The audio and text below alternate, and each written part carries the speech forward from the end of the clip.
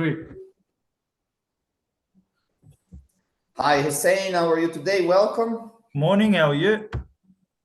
Very good. As you know, we're going through your assessment today for the two units that are BSB PEF22, Plan and Apply Time Management, and BSB WRT 311, Write Simple Documents. For BSB PEF22, 202, Plan and Apply Time Management. We will go through some questions. And I've got your time management plan. Thank you for submitting that. We've also got a little observation that we'll do later in the group discussions that shouldn't take very long. It should take about 10 to 15 minutes. So how are you feeling today? Good, thank you.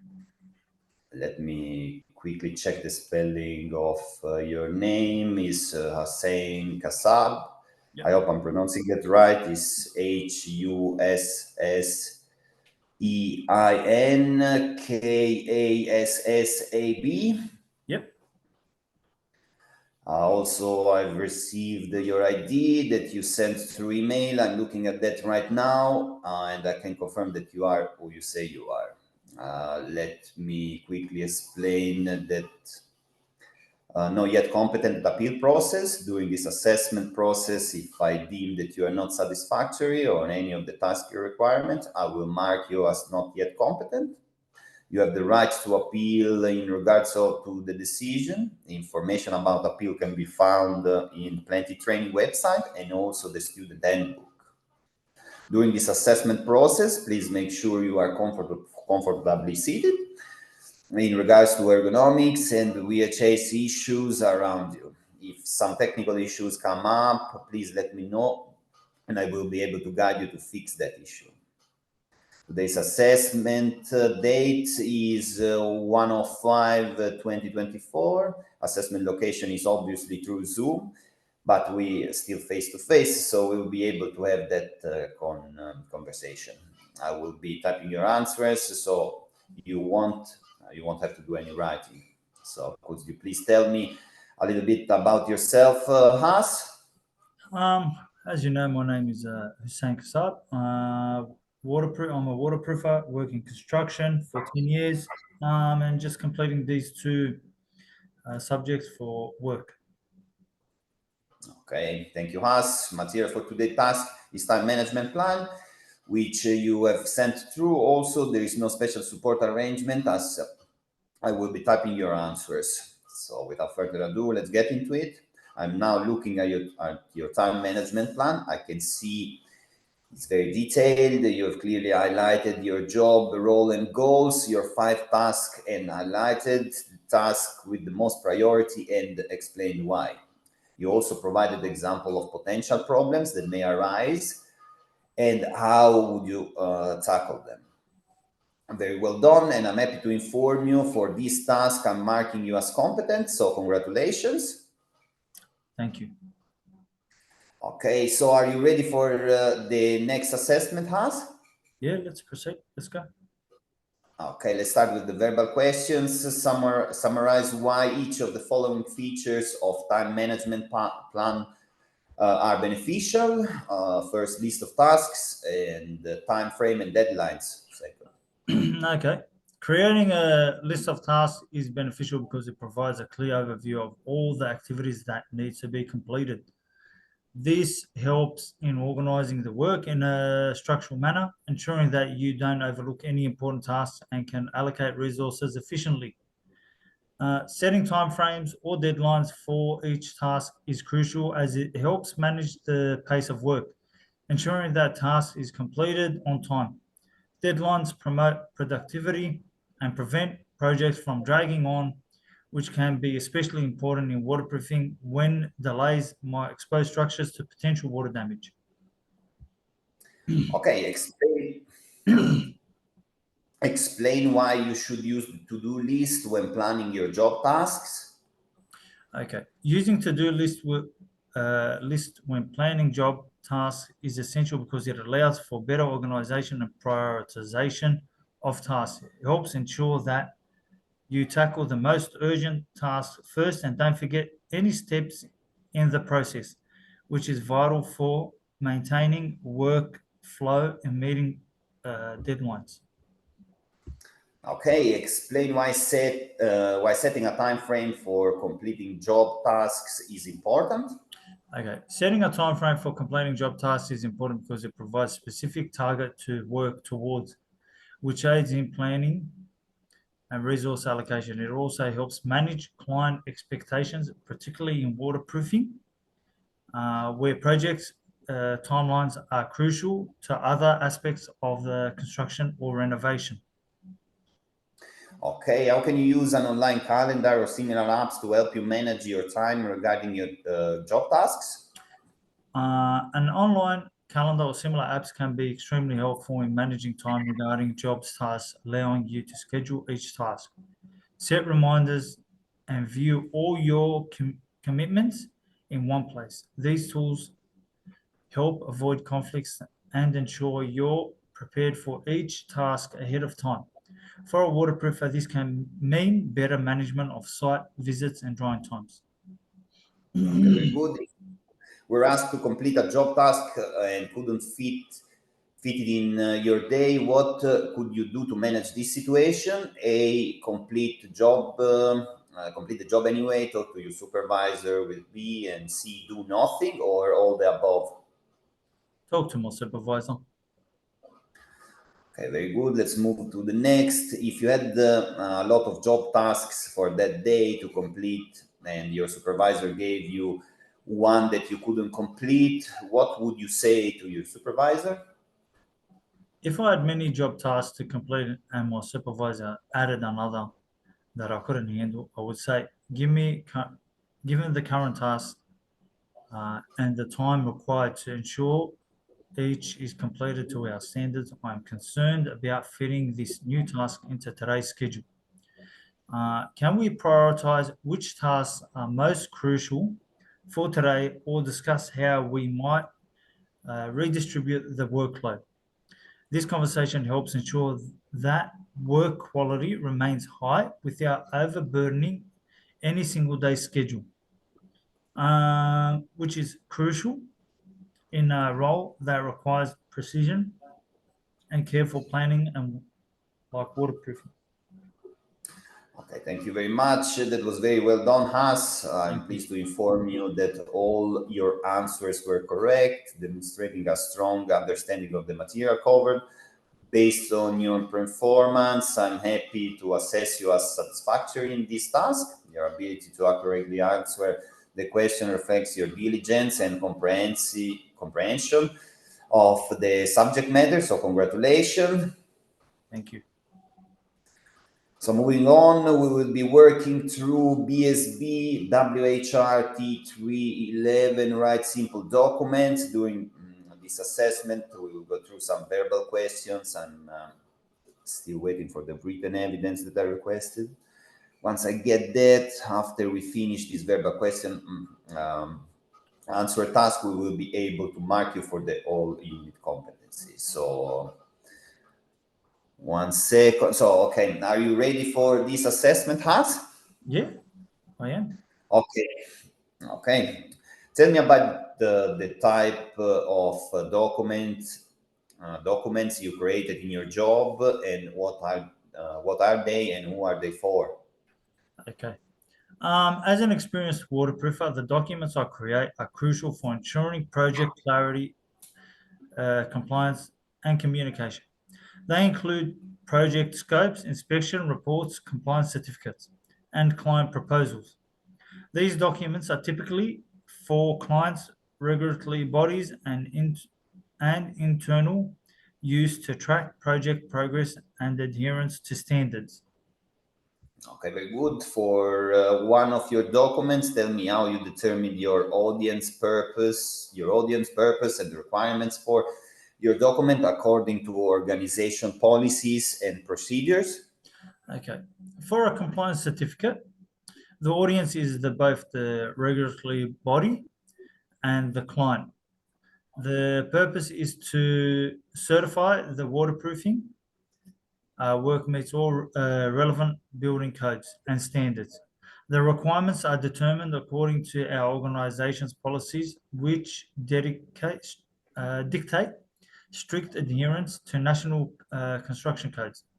I gather these requirements by consulting the latest regulations and integrating feedback from compliance officers.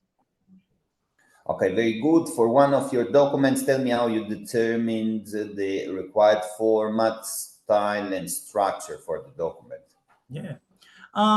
The compliance certificate has a required format that includes a header with our company logo, project identification details, a detailed description of the waterproofing areas, materials used, and a certification statement. The style is formal and concise to ensure clarity and professionalism. The structure is standardized as per industry norms to facilitate quick review and approval by authorities. Okay, very good. For one of your documents, tell me how you established the correct method of communication. Okay. The correct method of communication for issuing compliance certificates is through both digital and physical channels. Digital signed copies are emailed to the clients and regulatory bodies for speed and efficiency, while printed copies are presented during inspections or upon completion of the project for official records. Okay, for one of your documents, tell me how you established key points to include in your document. Yeah, the key points in the compliance certificates include the project location, description of the waterproofing system used, any tests conducted, and a declaration of compliance.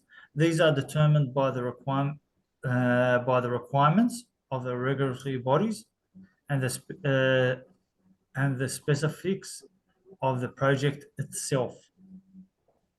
For one of your documents, tell me how developed the draft documents to communicate key points. I developed the draft by first collecting all necessary data from the project files and the waterproofing team to ensure that the draft meets its purpose and requirements. I cross-reference it with regulatory guidelines and conduct a review with our compliance officers before finalizing the document. Okay, how did you ensure your draft met the purpose and the requirements for the document? To ensure the draft meets its purpose, I review it against project objectives and regulatory requirements.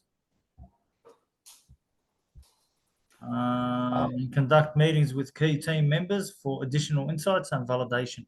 Okay, very good. Did you have to obtain and include any additional required information in your draft document? If so, what was it and why? Occasionally, I need to include additional information such as test results from new waterproofing materials used in projects. This is crucial for proving compliance with the latest standards and for client assurance. Okay. In your workplace, are there any documents that you must have a supervisor or colleague, for example, proof before you can send them? Yeah, certain documents like compliance certificates and client proposals must be proofread by a colleague or a supervisor to ensure accuracy and completeness before being sent out. Yeah. What changes did you have to make to one of your documents? Discuss how you ensured those changes were correctly made, that the document was checked again before it was finalized. Changes to documents are made based on feedback from clients or updates in compliance standards. These changes are tracked through document versions, and each version is reviewed by approved by a supervisor. A final check involves a thorough review against the project requirements and compliance standards. Okay. How do you check your documents for spelling, grammar, and punctuation issues? I use software tools to check for spelling, grammar, and punctuation errors, followed by a manual review to ensure contextual accuracy. Okay, what is your process for ensuring your document is readable and that sentences, paragraphs, sequences, and structure of documents are correct? To ensure documents are readable, I review them to ensure logical flow and clarity. I use headings and bulletproof points for easy navigation and ensure paragraphs are well structured and concise. What are the two examples of your organization policy and the procedures for written documents? Two examples of our organization's policies for written documents include the mandatory use of company templates for all external communication to maintain consistency, and a requirement for all compliance-related documents to be reviewed by a compliance officer before issuance. Okay. When would you use general emails in a work setting to communicate something and why? I would use general emails for informal updates or quick communication within the team or within clients. Okay. When would you use procedures to communicate something and why? Procedures are communicated for standardizing tasks that require consistent execution, such as the preparation of surfaces before applying waterproof materials. Okay. When would you use business letters and why? Business letters are used for formal proposals, agreements, or significant communications with new clients. Very good. When would you use a meeting agenda and why? Meeting agendas are utilized for organizing and outlining the points to be discussed in a team meetings or client consultations, ensuring that all relevant topics are covered efficiently. Okay, if not covered in above questions, prompt what are the three examples of different formats, styles, and structures for documents? Formal letters for proposals and agreements, structured reports for inspections, finding, bullet pointed checklists for on-site job tasks. Okay, that was very good, very well done, Hans. I'm Thank you. pleased to inform you that all your answers were correct, demonstrating a strong understanding of the material covered. Based on your performance, I'm happy to assess you as satisfactory in this task. Your ability to accurately answer the question reflects your diligence and comprehension of the subject matter. Now we have come to an end of our assessment. Before we end the sessions, I need to ask you a favor. I've sent you a feedback form in your email.